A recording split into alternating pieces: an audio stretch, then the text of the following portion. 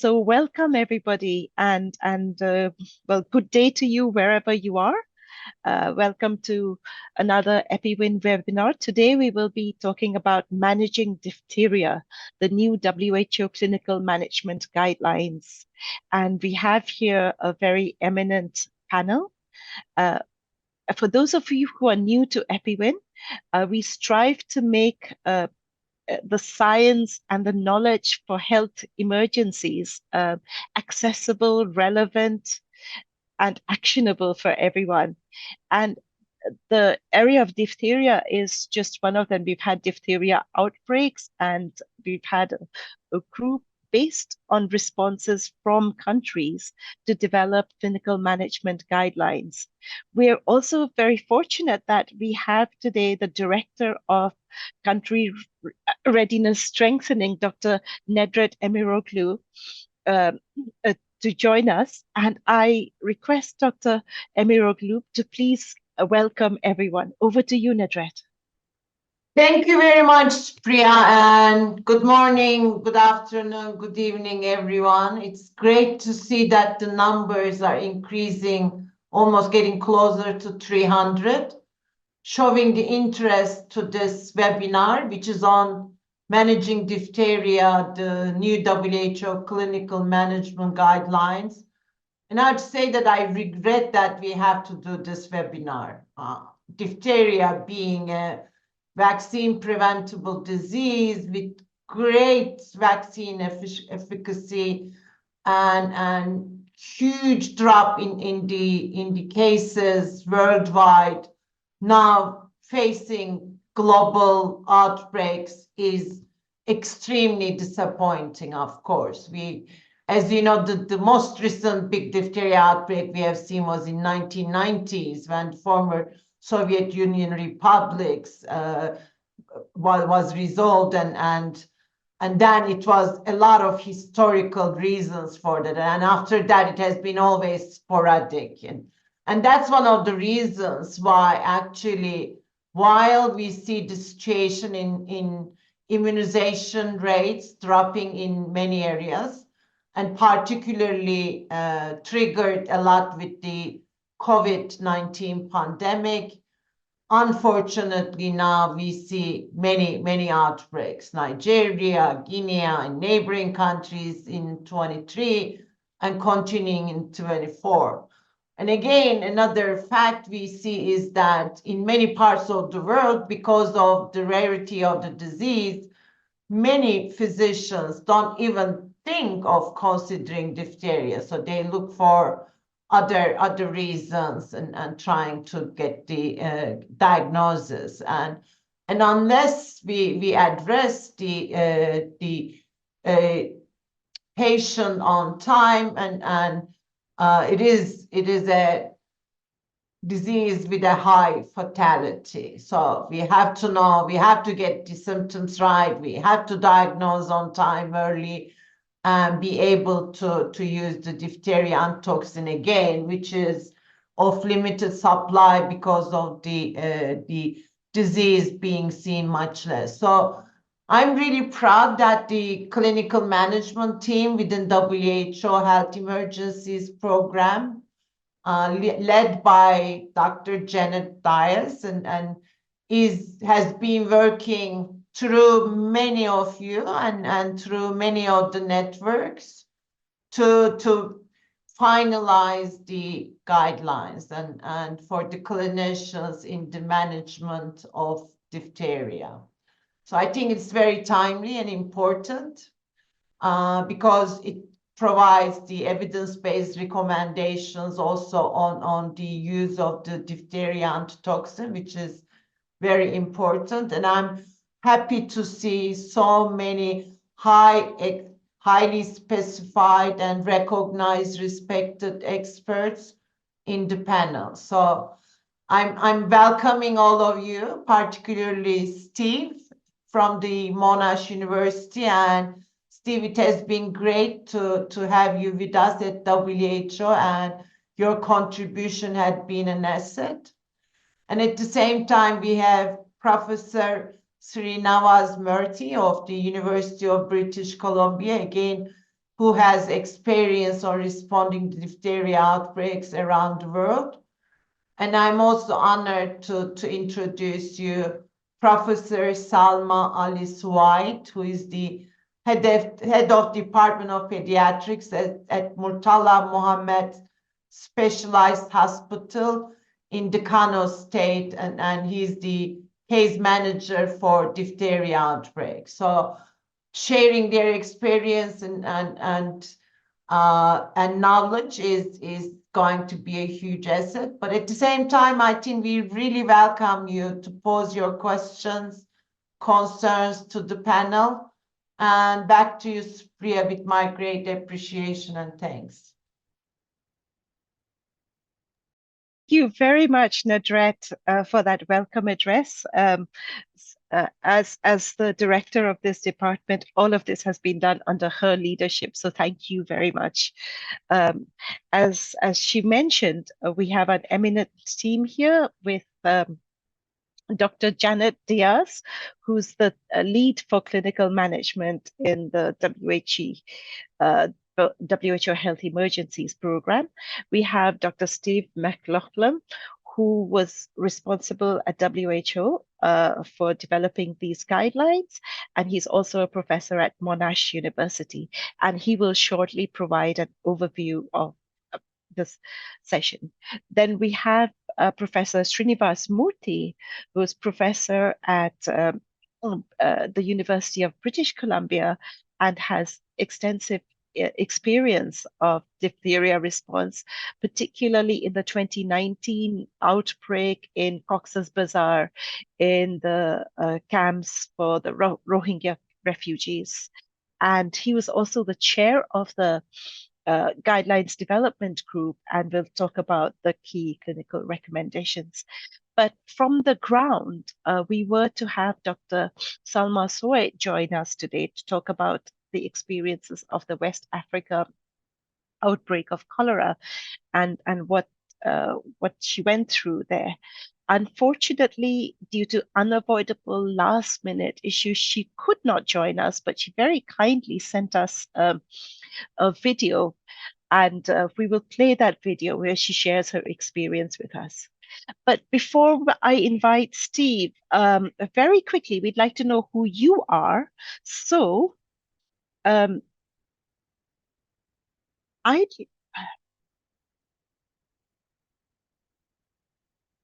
So please, if you could go to slido.com, write this code or scan this QR code very quickly and tell us two things. One, where you've come from, and secondly, whether you have had experience of working with diphtheria. Two questions. And I'll just share it for a minute out here, and then I'll stop sharing it. And I'll also put this on the chat so that you can have a look.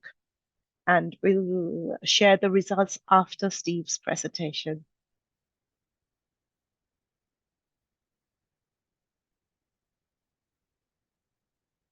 Right, over to you, Steve. And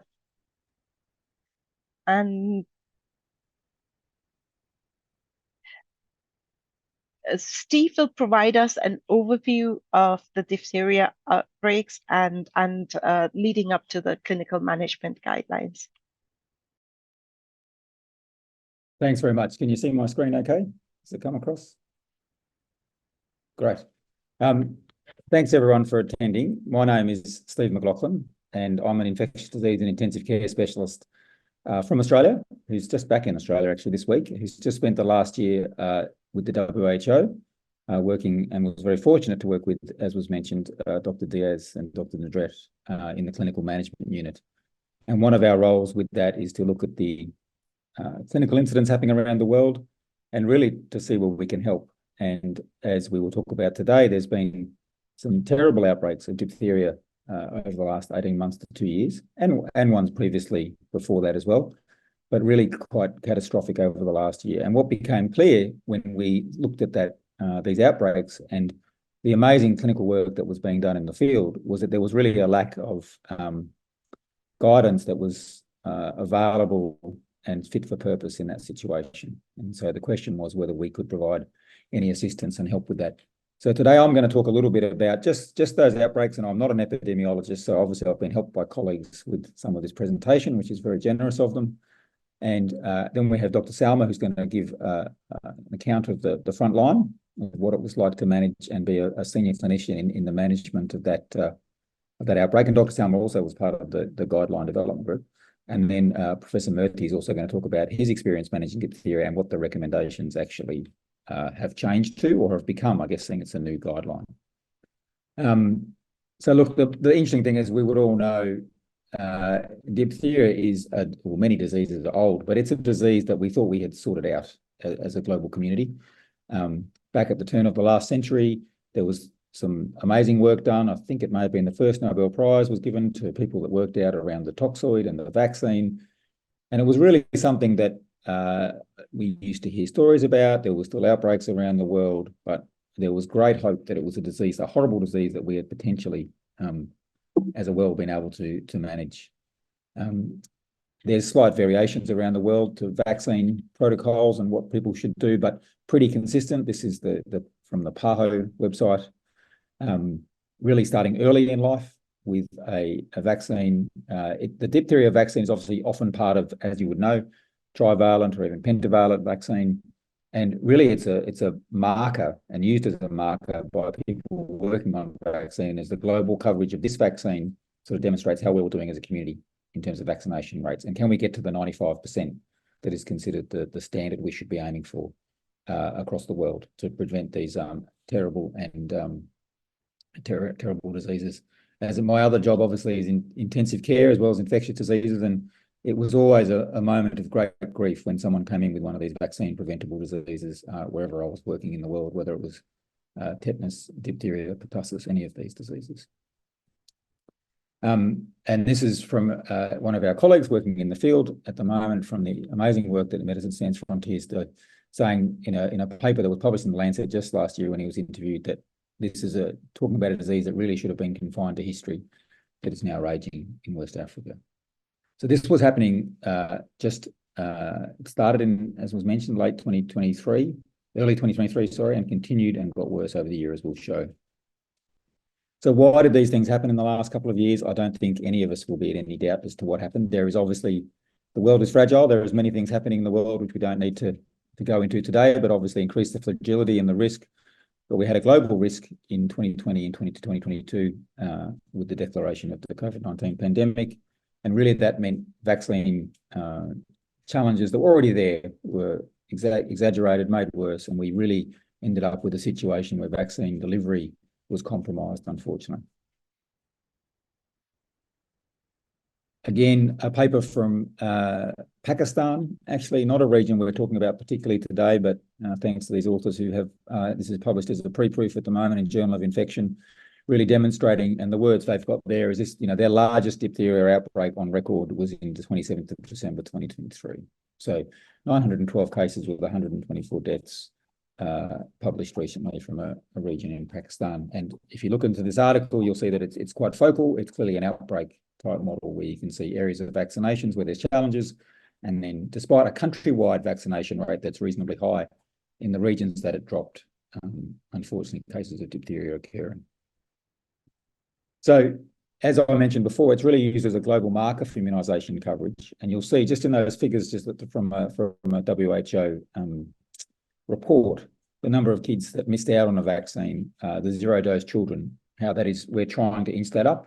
And that's an effort from thousands of people around the world to try and increase childhood vaccination. But you'll see how we've managed to do that a little bit. And really that's the key over the next little while. Can we make sure that every child is vaccinated? I mean, as Shrin, I'm sure, would attest, and Dr. Selma, ideally we would have a guideline here that we've spent time on that never gets used, would be the ideal case scenario in a few years' time, that diphtheria is confined to the annals as a vaccine-prevented disease. And just to give some context, so in the West African situation, which Dr. Selma will talk about soon, you'll see this, again, a number of DOMs that have come out from the World Health Organization. Just in late last year, situation in Guinea and situation in Nigeria, where you see literally hundreds to thousands of cases of diphtheria occurring in regions. a significant number of deaths and significant challenges in terms of delivering care to those people. These are all available from, publicly available from the Afro region, WHO office, where they've been publishing some excellent work around monthly updates as to what's been happening. You can look them up yourself. This is the one from February 2024, so just over a month ago. You'll see the total number of cases, very high numbers we're talking about in terms of number of cases. They really dwarf anything seen recently with the total number of cases in Nigeria. You'll see there on the left, suspected cases in the green. And we're talking thousands and thousands of cases. We're talking many, many deaths, unfortunately, hundreds of deaths with this disease. And, these figures are relatively updated, but there are some obviously that need to be updated, and some countries that are having more cases as we speak. So clearly something that hasn't really been seen in the world for a very long time. This shows the epidemiology curve over the prolonged period. And you'll see, if you look back from this, it's sort of starting obviously from February, and it's a weekly chart. So you can see going back a year, and you can see really, as you get to around week 26, week 27 of this, you can see it really starting to escalate. This was the point that many people, and great thanks to the clinicians working in the area, MSF, WHO, and obviously the local clinicians in particular. And this is when the questions started to come through to many regional agencies, jurisdictional, and WHO about, do we have guidelines that are ready for diphtheria in an outbreak setting where there's large numbers of cases? So a number of the guidelines that did exist around the world of high quality, but we're really focused on what would be a small number of cases. Like, it's supposed to be an unusual disease, it's vaccine preventable. They weren't really fit for what do you do when there's literally hundreds of cases or thousands of cases in a region. And then you can see how just the slightly different timing of these various countries' outbreaks. You can see Nigeria, obviously the scale, just to let you know that the y-axis is different to the number of cases for each graph, but you can see the escalation in Nigeria with sort of a low number of cases for quite a long period, but a significant number of cases to the left of the graph for Nigeria, and then really escalating quite quickly towards the middle of last year, and taking a long time before that was able to be controlled. It's an infectious disease, obviously, with significant public health challenges as well, which Professor Murthy will talk about in terms of what we might do as the next phase of our guideline when we look at this. And just to give you some update about the regions, obviously an outbreak, an infectious disease impacted by proximity of people living in the same house, going to the same school, things such as that. And you'll see the number of cases, and again, published, and thanks to the colleagues in AFRA who've produced this excellent summary every month. You'll see, not surprisingly, the vast majority of cases are in unvaccinated or unknown, obviously. And there's obviously a lot of literature around to suggest that the more severe cases tend to happen, obviously, in unvaccinated patients. So what the questions we started getting asked, and when I say we, I guess everybody was getting asked around the world as this started to happen, was, what do we do with antibiotics? There was some interesting data that came out of Nigeria and Guinea, which we can talk about, and Professor Murthy may touch on, about what is the resistance of antibiotics, diphtheria to antibiotics. Penicillin has been the classical recommendation, but there was data coming out of many countries, including Africa, that there was resistance to penicillin. Due to the availability of lab testing, it was a little bit unclear what that actually meant. And again, the lack of laboratory guidance in an outbreak setting of how do we actually tell how much is resistant, because you're not going to get the results back in real time. And obviously you need to treat diphtheria rapidly, as we'll talk about later on. So people were very concerned about what antibiotic do we give people when we're not going to have the ability to have the test back within a few hours. Obviously, it's going to take a couple of days, no matter what region of the world you're in. And when you've got thousands of cases, there's just really not the capability of testing that many people, plus the challenges of geography and availability. Then there was the question of diphtheria antitoxin, which we'll talk about as well. And that was about, who does get diphtheria antitoxin? How do you dose it? Do you do sensitivity testing? There's not enough diphtheria antitoxin. I'll talk about that in a minute. So, who is benefiting from giving diphtheria antitoxin, and what's the latest evidence for that? And then some things that we're still working on, which is, how do you isolate people that have got diphtheria? How long should you isolate them for? Isolation, as we all know, we'll give probably a different answer to this question after COVID. We all know now the pluses and minuses of isolation and the impact it has on people, and also the resources that are required to, where do you isolate people and how do you do it? And then how do you treat contacts? So those questions all came up in the middle of 2023. And so WHO has a very robust process for developing guidelines. What we were able to do in this situation, which is thanks to the efforts of many, many people, was do this relatively quickly. So while we'd all love to produce a guideline tomorrow when you're asked a difficult question, that isn't possible. But over a number of 3 or 4 months, we're able to go from a request to a published guideline, which is rapid for this sort of process. It involved over 20 people on a guidelines development group with experts representing all parts of the world, coming under together, the expert chairman of Prof. Murthy and colleagues from McMaster who do the methodology for us. And so we were able to produce this guideline rapidly, focusing on the first question 1 and question 2 really was our first focus, because we felt that was the thing that was the life-saving treatment. And that was able to be published early in 2024. Just a quick touch on diphtheria antitoxin. Really say it's been around for over 100 years. It's amazing when if you ever want to read the story of how people came up with this idea, it's an amazing story of ingenuity when it was done.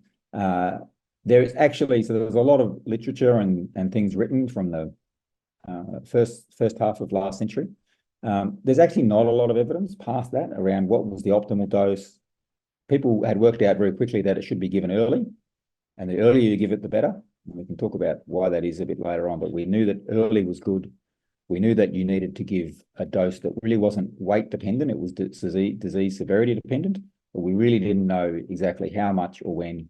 And so we needed to look into the evidence, and Prof will give you a talk later on about what we found when we went into the evidence, but we knew that we needed to have a good look, because when we looked back at where these guidelines had come from, and without being critical in any way, they were predominantly historical, based on things that had been worked out many years ago, and things had changed significantly.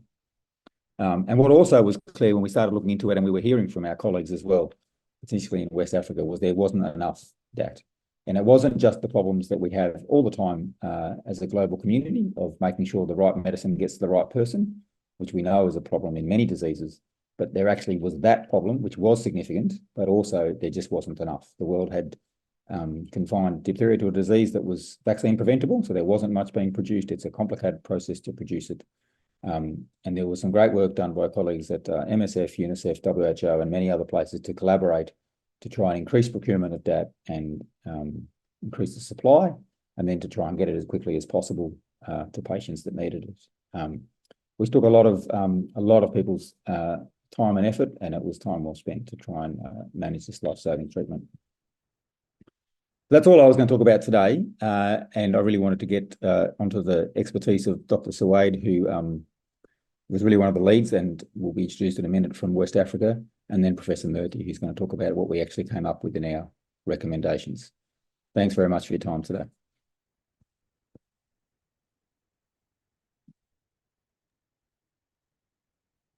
Thanks very much, Steve, for providing an overview of diphtheria and how it led to the guidelines. And I request you next to play Dr. Salma's video. But just before we go that, I'd like to share the results of the Slido poll. So if you just give me a second.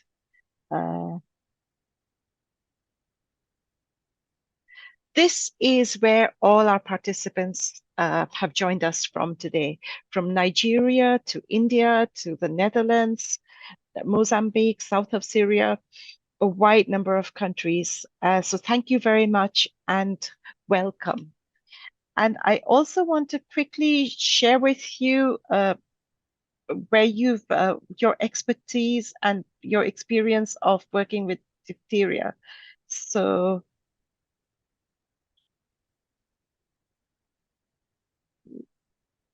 let me share that. Can you see my screen? No? Okay. So it looks like most of you have not worked in a diphtheria outbreak response. So what you learn today will be useful should you ever be in this situation. But a number of you are experienced, 38%. Wonderful. Just wanted to show you that. Now over to Steve, and could you please share what Dr. Salma has to say to us? Thank you. No problem. I don't normally get nervous talking, but I'm more nervous about the technology working here. So we'll see if it works. Okay. I'd like to actually also request all the participants to bear with us because Dr. Salman was to be here with us in person and she was very keen to do that. But in the last minute, she couldn't. So she very kindly sent this video at the last minute, but we may have some technological issues. So bear with us. But over to Steve. Yeah, just give me the thumbs up, Shrin, if this works. Good morning, everyone. My name is Dr. Selma Adesway. I'm a consultant pediatrician and I'm the External State Case Manager for the diphtheria outbreak response. Kano State is located in the northern Nigeria. It's part of the West African region. The name of the hospital I work in is Murtala Mohammed Specialist Hospital. The diphtheria outbreak in Kano State started in December 2022, where we started seeing cluster of patients coming from a particular area that is known to have very low vaccination coverage. But as the time goes on, the outbreak was now seen it has gone to community level, and there were other key regions that were also affected. Most of the cases of diphtheria that were seen are usually from the age of 5 to 12, with a peak age of 6 to 7 years. But in this our particular outbreak, we've seen cases of patients that are even adults. And so but we've not recorded any case of a child that is less than 6 months, and that we attributed to most likely maternal immunity. Most of the adults that come into diphtheria have also as well other comorbidities such as diabetes, hypertension. Females there is a little bit of female preponderance among the adults, and we attributed that to be most likely because females are the carer of children and they are in the more close proximity to index cases of suspected diphtheria. And at the same time, there's high mortality among adults, male above the age of 40 years. And this is attributed to comorbidities that they do come up with, such as hypertension, diabetes, and as such, this will lead to a late presentation as well, and such this lead to low morbidity and mortality among this particular age group and sex.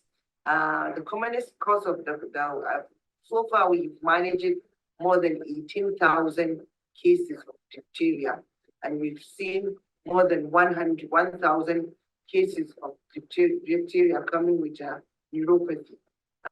Presently, the diphtheria treatment center is seeing an average of 50 to 70 cases, new cases per week.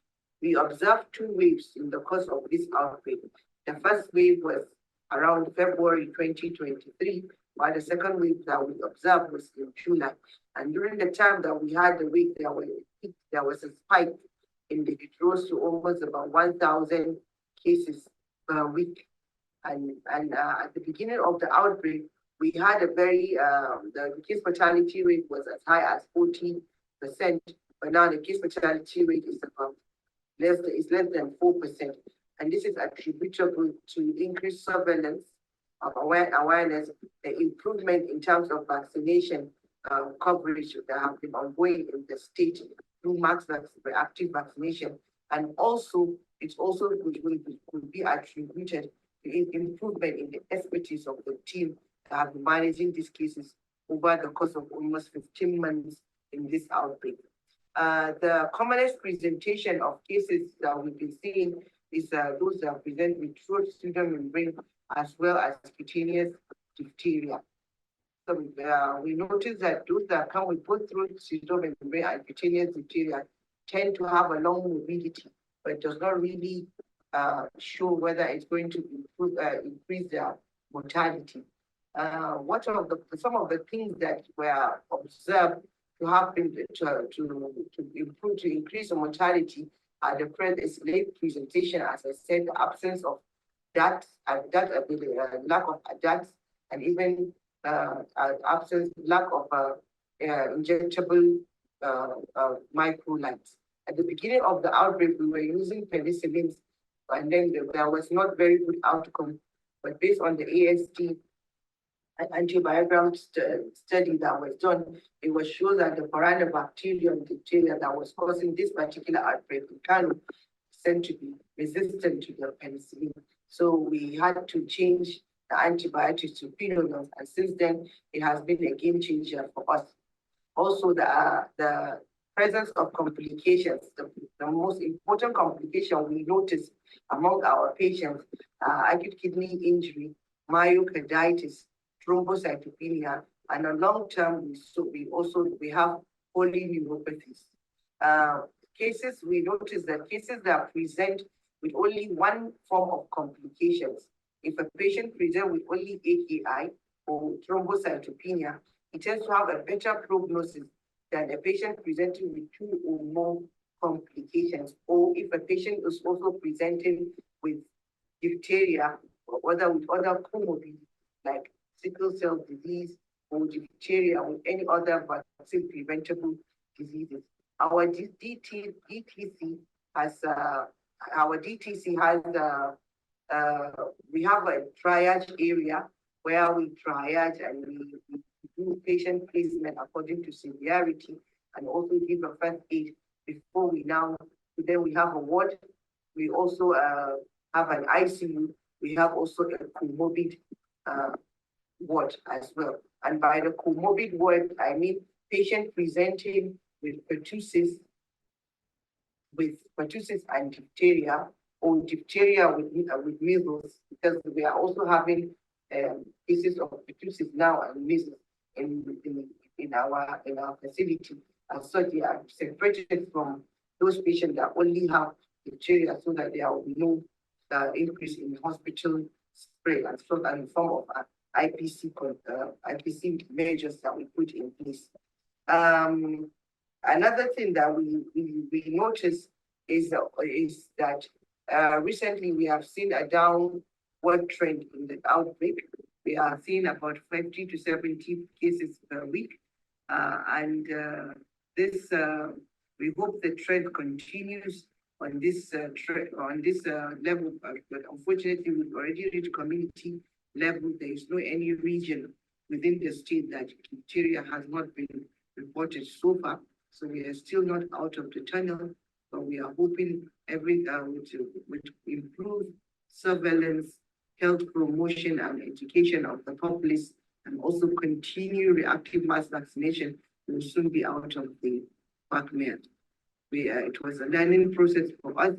We've done we have made a lot of improvisation, like the use of hydrogen peroxide gargle has been a game changer.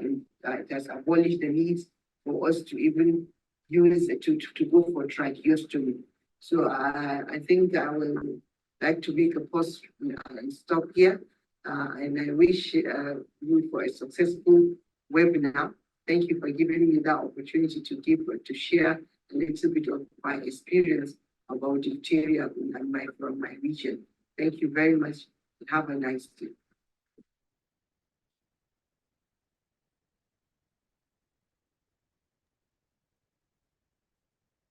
Thanks very much, Steve, for sharing the experiences from Dr. Salma. As you can see, she was very specific about the challenges that they faced and how they went around it.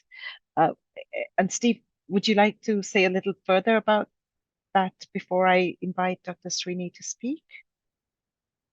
Oh, no, look, I think it's an amazing presentation. Obviously, we've been very privileged to have Dr. Salma as part of our team and helping with the guidelines with such recent experience, both at the clinical level and also managing what was a sort of relative catastrophic outbreak and all the learnings that had from there. So I mean, she's very generous with the time today to come up with the talk today and also to contribute to the guidelines. So just thanks to her and everyone else who's contributed to this work. Thank you.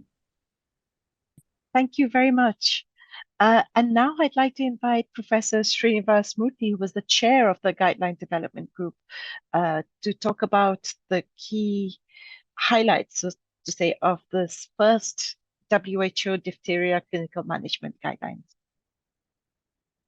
Thanks, and I hope that everybody can see my slides. It's a privilege to be here to talk to people about this topic, as Steve said, which we shouldn't really be talking about, namely the clinical management of a disease that we have a good vaccine for. I'll speak for the next maybe 8 to 12 minutes or so on diphtheria, and we'll talk about some questions afterwards. I see some great questions in the Q&A box emerging, so continue to put those in there. Just for everybody to get to a common place as to what diphtheria is. As most people know, it's an infection caused by the toxigenic strain of that bacteria called Corynebacterium diphtheria. It's transmitted primarily by respiratory droplets or close contacts with respiratory secretions or sometimes infected skin lesions. And we'll talk about cutaneous diphtheria in a couple of slides with an incubation period somewhere between 2 to 5 days. It has a varied presentation, as Dr. Salma mentioned. She saw all sorts of different patients during this most recent West African outbreaks, but typically pharyngitis, nasopharyngitis, and upper airway syndromes mostly. The most unique feature of diphtheria is this firmly adherent pseudomembrane, which tends to live over the tonsils, the pharynx, the larynx, and or the nares. I'll show you some pictures of that in an upcoming slide. In terms of pathogenesis, and I apologize for the blurriness, this is from a paper from about 10 years ago, it's largely toxin mediated. And so the bacterium itself tends to be transmitted. And if it's a toxigenic strain, that toxin can spread systemically through your blood and cause a variety of syndromes, and also cause local damage. And the local damage is the things like the pseudomembrane, the pharyngitis, and other things like that caused by that toxin. The toxin can also spread, causing myocardial problems, peripheral neuropathies, and so on. It's a common respiratory pathogen, non-toxigenic strains, but disease, as we know, is in toxigenic strains. And I talked about the upper respiratory symptoms and the pseudomembrane expansion, which is the primary cause that leads to airway obstruction and death.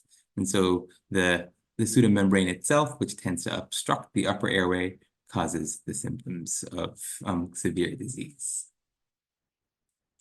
If you look at long-term complications, and this is from a case series from about a few years ago, we see that there are long-term sequelae for survivors. Neuropathy is common, as Dr. Salma mentioned, cardiac symptoms, and so myocarditis is also reasonably common, and then just generalized weakness and weight loss, which can tend to persist in upwards of a quarter of patients after the acute infection has resolved.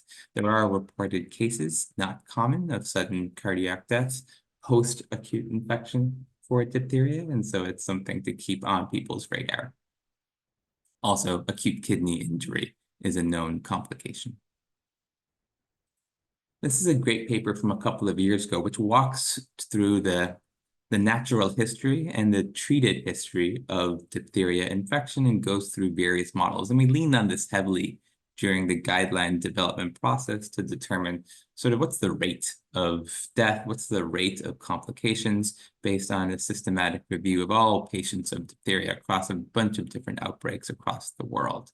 If you look at this sort of tree, I guess, you see patients with unvaccinated diphtheria, about 70% of them, unvaccinated patients, you see about 70% of them start to develop symptoms, that prodromal state, of which about 80% develop membranous diphtheria, which is the pseudomembrane developing on the back of the throat. And about of those, and case fatality rates range from 5 to 50%, lead to death. Some patients obviously develop recovery from the membranous diphtheria. Some patients recover directly from that prodromal state, namely don't develop the pseudomembrane, and that proportion that develop no membranous diphtheria and have asymptomatic carriage is obviously much, much, much higher in the vaccinated cohort compared to the unvaccinated cohort. This is an exquisitely vaccine-preventable disease, as we've seen in many parts of the world, and even during outbreaks, that the best tool to prevent the outbreak from spreading is effective vaccination.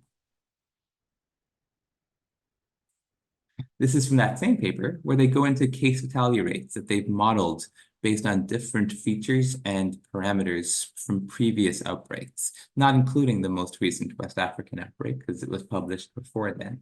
And you see for age, case fatality is highest in the youngest age range, and that's due to a variety of different reasons, sometimes due to difficulty in managing these patients, sometimes due to delays in case presentation, and sometimes due to pre-existing immunity. You see antitoxin treatment in the second panel, with no antitoxin being associated with a substantially higher rate of case fatality compared to the provision of antitoxin. That's why that formed the crux of one of our recommendations, which we'll get to. Antitoxin treatment delay also being a substantial impact on case fatality. The longer it takes to get antitoxin, the more likely a patient is to die. And obviously, as we've discussed, vaccination. Those who are vaccinated have an exquisitely small case fatality rate. It's not zero, obviously, but it's as close to zero as you can envision, necessitating the importance of a vaccination once again. Cutaneous diphtheria, we won't talk to that much. This is a classic picture of a lesion from cutaneous diphtheria caused by local disease. Respiratory diphtheria is what we'll mostly speak to, and this is a picture of the pseudomembranes that have adhered to the back of this child's throat. This is the bull neck feature, or the massive lymphadenopathy that's seen. And these are fairly prototypical for acute diphtheria. And are pictures that you don't want to see as a clinician because obviously these are intimidating and hard to manage sometimes. And so just for folks to think about and reflect on if they see a patient who looks something like this, to consider diphtheria. Presenting symptoms, this is from that same case series from a couple of years ago for patients with diphtheria. 85% will have fever, and so fever is common, difficulty swallowing. And then a third or so will have that pseudomembrane with gross lymphadenopathy or so. And so it's not necessarily in all patients the pseudomembrane will be there, as discussed in that previous True Love paper. This is my personal major experience with diphtheria. Was in the Cox's Bazar outbreak in Bangladesh in 2018, 2019, and this is the epi curve of this outbreak. You see that rapid upswing and that slower tail of an outbreak, largely due to the effectiveness of vaccination at bringing that tail of the outbreak down. And it took a long time to get it down back to close to zero, but that's through the hard work of a great amount of public health teams to vaccinate a huge community in a complex environment. But that rapid upswing, it obviously led to a large amount of work clinically in diphtheria treatment centers. Okay, so what is the management principles? You have a patient with diphtheria. The principles are sort of fairly simple when you boil them down. They're to give antibiotics to kill the bacteria, to give antitoxin to neutralize the toxin that the bacteria are producing. Obviously, important is supportive care, and then the surrounding tracing of contacts for vaccination and post-exposure prophylaxis. And those four pillars of diphtheria management remain and sort of form the basis of a lot of the guidelines that we discussed. This is a poster that was often placed in many clinics about the clinical warning signs, about supportive care and how you give diphtheria. And so these are some classic clinical warning signs for diphtheria. So things like stridor, respiratory rate, chest indrawing, restlessness, bull neck. And then the other sort of systemic things like capillary refill and heart rates and cyanosis. And that leads clinicians to sort of expedite their treatment, specifically in the administration of antitoxin. As Steve mentioned, antitoxin is not always accessible, and it's a huge public health priority to make sure it's as available as possible in the places that need it for the patients that need it. This is a schematic that we used in various outbreaks about how to manage airways. This is obviously not an airway talk. I'm an intensive care unit doctor, but it's not something we can talk about here with any sort of great detail, but we will sort of bring more detail to this in subsequent rounds of guideline recommendations. So what did we come up with? And this is the guidelines that are in the chat. And thank you, Supriya, for posting those. They were made public last month. And this is the first round of recommendations from this great guideline development group. These principles: antibiotics, DAT, supportive care, and tracing of contacts. So for antibiotics, in patients with suspected or confirmed diphtheria, the WHO recommends using macrolides, azithro or erythro, in preference to penicillin and antibiotics. This was a strong recommendation based on low certainty evidence. Obviously, we wished we had good, high-quality randomized evidence to inform this, but the guideline group largely came to this, one, because of the resistance patterns that are emerging around the world for penicillins, particularly in places where rapid access to susceptibility testing is not available. Giving the macrolide, where there's more confidence in the resistance pattern, was recommended. Additionally, the feasibility of giving a patient a macrolide rather than a frequent dose of an IV penicillin was an important criteria for the GDG in making this recommendation. One of the remarks is that antibiotics should be administered alongside the DAT and should not be delayed. For the DAT, which is sort of a crucial recommendation. And folks who have worked in diphtheria outbreaks in the past know that sometimes giving DAT and getting DAT can be a complex thing. Giving DAT, specifically, one of the historical aspects of giving DAT is to perform a routine sensitivity test to make sure that the patient is not going to have an allergic reaction to the administration of antitoxin. And this was a historical thing that people have been doing for generations to make sure that patients are safe when they get the antitoxin. However, based on evidence that we'll review briefly now, the WHO issued a strong recommendation against performing this routine sensitivity testing before the administration of antitoxin. This was a strong recommendation based on moderate certainty evidence. It doesn't mean that clinicians shouldn't be trained in how to manage an allergic reaction, and it doesn't mean that the clinical environment shouldn't have the relevant equipment available. Allergic reactions are still possible. However, the role of the routine sensitivity testing in predicting and preventing those allergic reactions was not deemed to be important. I don't have time to go into all of the specifics of how we came to this determination, but it was through complex modeling of the role of the allergy test and how it impacted whether or not a patient would get an allergic reaction, acknowledging that the crucial part of management of diphtheria is giving the antitoxin, and that's the thing that's going to save their lives. How much antitoxin to give and who to give it to? And so this is an important criteria given the availability of data is not always available. The WHO issued a conditional recommendation for that in patients with suspected or confirmed symptomatic diphtheria. The WHO suggests administration of a single dose of diphtheria antitoxin with a choice of dose based on disease severity and the time since symptom onset in comparison with a fixed dose. And so it's not that every patient who comes to the clinic with diphtheria will get the same dose. There will be a dose gradation based on how severe the disease is and how long that patient has had the disease. Remember, the toxin is being mediated by the antitoxin, and so if the patient has had disease for a number of days, there's likely to be more toxin floating around and will require more antitoxin to neutralize. Similarly, with very severe disease, those patients will require more antitoxin to neutralize them.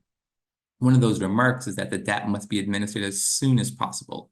I showed you that case fatality rate slide where delays in antitoxin lead to increases in morbidity and mortality. And so it's important that patients who have suspected or confirmed symptomatic diphtheria, that antitoxin is administered as soon as possible. These are the dosing recommendations for the dose of antitoxin to receive, and this is for different criteria of diseases, namely laryngitis or upper airway disease exclusively, and a smaller dose if you have extensive pseudomembranes across the nasopharynx, a medium-sized dose, and if you have more severe disease, systemic disease specifically, then you get the largest dose, which is 80,000. And this is through the historical evidence about antitoxin use, as well as some modeling data as to the role of antitoxin in various different disease characteristics. Supportive care and tracing of contacts for vaccination and post-exposure prophylaxis is sort of the next wave of the recommendations that are emerging. As Steve mentioned, there's lots of requests to make sure that we have good quality evidence for diphtheria during outbreaks, and providing high quality supportive care and making sure that people around infected individuals get the care they need are important next steps for this guideline group. And so upcoming recommendations that are emerging is, should close contacts receive antibiotic prophylaxis? How long do contacts receive prophylaxis for? How long should the infected be isolated? And then some supportive care strategies. What is that optimal early airway management strategy for patients with symptomatic diphtheria? Does it differ by children? Does it differ by how extensive the pseudomembrane is, and so on? These are upcoming, and we look forward to disseminating those to this community when those emerge also. I'll stop there, and thank you for that. It's been a pleasure to work with everyone at the WHO and work with everyone in the larger community to produce these guidelines, and hopefully they're useful for the larger community to inform care. Thank you. Thank you very much, Professor Murthy, and thank you for your leadership in developing the guidelines. We will now go on to Q&A, but before we do that, I'd like to invite Janet Diaz, if you'd like to say a few words. Janet is the lead for this unit in WHO. Hi, Supriya, and thank you. I don't really want to take too much time, other than the presentations were outstanding, and I could see that many of the audience was very engaged in that. So thanks so much, everyone, for all that feedback. Just the importance of having high quality, transparent, trustworthy clinical practice guidelines to manage patients is really important. But now the key is that the participants here, those of you that are taking care of patients, that you implement these guidelines. So how best can we get this information out there? This is one way to get the information out there. The other way, obviously, it's on our website in the PDF format. We also have a electronic platform called the Magic app, where you can see the guideline in electronic and an e-platform type of dissemination approach. So we have multiple ways that we're trying to get that information out there. Also updated our training modules on openwho.org. So you can see the updated modules there with these new recommendations, but really it is trying to get it out there and get these information shared to the clinicians so they can best treat their patients. So thanks, Supriya, and over to you, and thanks so much for this. Thanks, Janet, and thanks to Steve, Srivi, and of course, Dr. Salma for the presentations, but thanks especially to everyone who's asked questions. We have quite a few here. Steve, would you like to the first question we have here is about suspected diphtheria definition, why some countries use the presence of pseudomembrane as a criteria in the definition of suspected diphtheria and some not, and can it be uniform all over? I throw it to both of you. Any questions about uniform definitions? Shren, do you want to? Yeah, it's a hard one because case definitions are so important during outbreaks, and sometimes they are uniform and sometimes they have to adapt given sort of the available resources. And some case definitions require microbiologic confirmation in some regions, and some case definitions require clinical disease exclusively. In the absence of pseudomembrane, it's going to be very hard. In the absence of pseudomembrane or a microbiologic test, it's obviously going to be very, very hard to diagnose diphtheria in any sort of confident way. So that being said, a lot of it's dependent on available resources and the scale of an outbreak at times. And so case definitions may vary as outbreaks vary. Thank you. Steve, anything to add there? I think just adding, as Srin said in his talk, obviously lab facilities are limited and takes time. So really just emphasising to people again that in a case of diphtheria, it can be a clinical diagnosis and treatment initiation as soon as possible, hopefully if it's available, is the key thing, because as we demonstrated, the patient survival depends on, it's dramatically increased if we can get the treatment to them as rapidly as possible. Thanks. Thank you. We have the set now. I'm just going by order of which the questions were asked, but Steve, you've had a look at the questions. If there's any specific one that you would like to answer first, please go ahead. And also, I know we are getting to the end of the hour, but I think considering how interesting and important this is, if it's okay with everyone, we can continue with the Q&A for a little longer.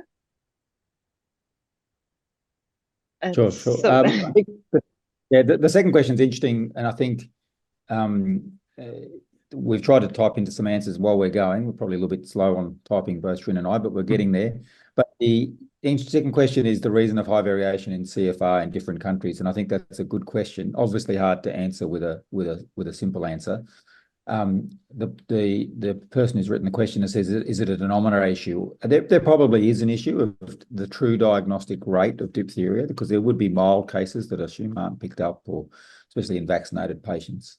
But we know the variation in CFR. We know the factors that go into the person's mortality. So we know the early treatment is the controllable factor. Can we get the person antibiotics and antitoxin as rapidly as possible? We know that in many conditions, and diphtheria would be no different, can we provide the level of supportive care the patient needs? And that's obviously a challenge in many places, especially when you hear Dr. Salma talk about hundreds of patients coming in a day. Being able to facilitate supportive care is obviously challenging, and the time that's available to that.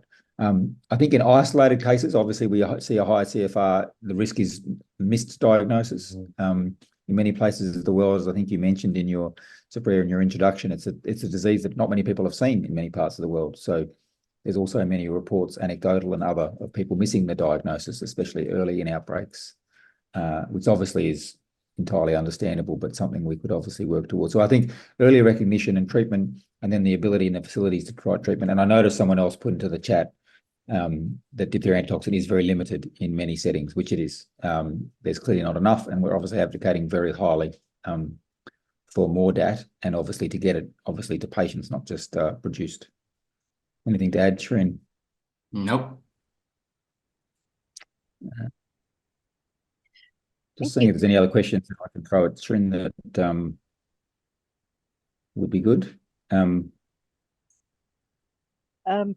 There's one on what number of suspected cases signifies an outbreak. So this is a EPI question. And there are varying definitions as to what is an outbreak and so on. And so I don't want to get in trouble by answering the wrong answer. So I will say, I will defer that one. Yeah. Okay. Steve, would you like to answer that, or we can get back to the person with an answer?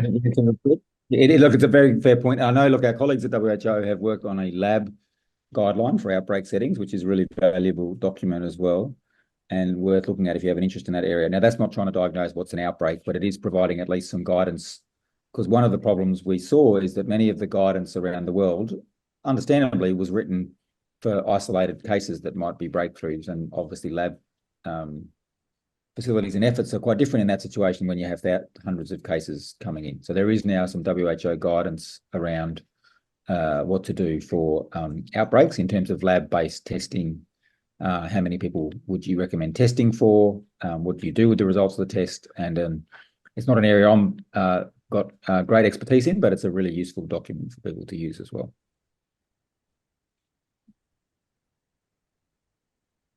There's a question also, I mean, this is not on clinical management, but it's on supplementary immunization activities, outreach program for diphtheria, and how your team managed this challenge.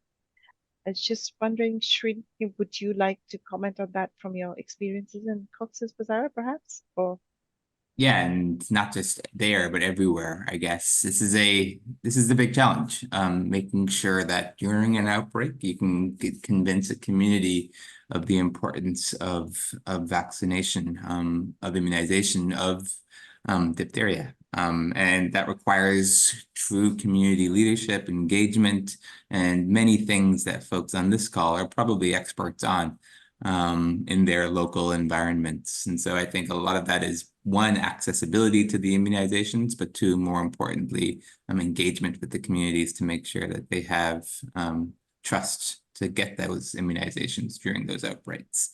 And so I think there are many challenges. That's a whole separate webinar about mass immunization campaigns that we don't have time to get into now. Great, thank you. I see that people are writing questions on the chat. Could you please add it to the Q&A, because there's so much on the chat that we might miss your questions there. Go on to the next question. I mean, they're both EPI related. If you'd like to take it, have other countries seen an increase in cutaneous disease, and what are the typical locations and epidemiology? And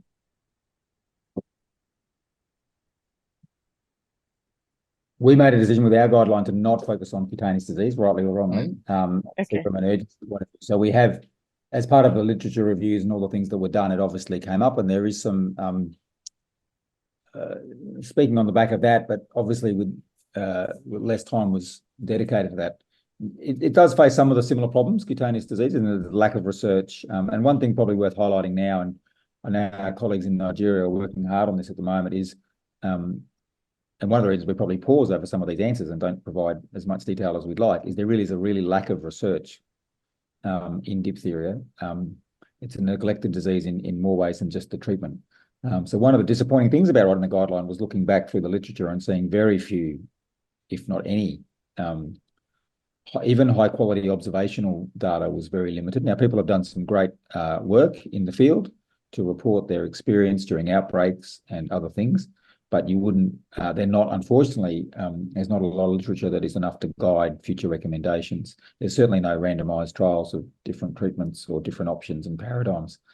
For a disease with such a high CFR, obviously affecting children and vulnerable members of the community, that was a pretty disappointing outcome. And I guess one of our things we're advocating for moving forward is that when outbreaks do occur, if they do, unfortunately, then we could try and do some prospective, even just observational research, even just to try and get a clearer picture of what happens. And I think Dr. Salma said it best. They did some great work in Nigeria to try and work out what was the risk factors for people that didn't do well. But can we be even more proactive? And because then once we do that, then we can start building on that some more research that might actually look at improving the outcome of patients as quickly as possible. So that's one of the things, and that plays into the cutaneous as well. I think there's very little data to drive any of these recommendations in terms of high quality evidence. And you would have seen that with Shrin with his presentation when we had to make recommendations, but the quality of the evidence was pretty consistently low. Right. Another question we have is on the symptoms. Should development of pseudomembrane be waited before reporting cases to the authorities for sampling and public health response? Or is fever, dysphagia, anterior cervical swelling, and suspicion of diphtheria, is that enough? Shrin, do you want to? Yeah, so the pseudomembrane, it depends on the context once again. And so if there's no outbreak declared, a pseudomembrane will be required to sort of identify a patient that's having diphtheria. If there is a massive outbreak with lots of patients having pseudomembranes and other patients with confirmed diphtheria already floating around in that community, then whether or not the pseudomembrane is required to make a sort of a clinical diagnosis of suspected diphtheria that's early is less convincing. And so you're more likely to be a diphtheria case in the context of an outbreak than not. So do you need a pseudomembrane? You do. In the context of a non-outbreak setting. And I put in the chat for one of the answers that WHO diphtheria outbreak toolbox, which goes into a lot of these features and a lot of these considerations during outbreaks and case classifications and all the rest. and folks can review that. Thank you very much. We do have some other questions as well, but we are over time, and I know both of you also have other commitments. So I think we will stop here, and if possible, we'll try and respond to these questions by email in future, and let's see what we can do to make sure that most of these questions are addressed. We'll do our best. But I'd like to thank everyone. First of all the participants for your engagement, really appreciate it. And then, of course, the panelists, thank you very much. I'd like to say that Steve is right now in Australia, where it's well past 10 o'clock. And Srinivas are you in Toronto? Where it's also very early morning. It's what, 6 o'clock, 7 o'clock? So thank you very much for joining, nevertheless, in spite of the time challenges. I really appreciate it. And it's been very useful. Congratulations to you and to the entire team and to Janet for developing the first WHO clinical management guidelines for diphtheria. And I'm sure it'll be very useful. As we see, the majority of the participants here do not have experience of response to diphtheria outbreaks, but they are interested, which goes to show that this will be very useful, these guidelines for, making others familiar with the key issues.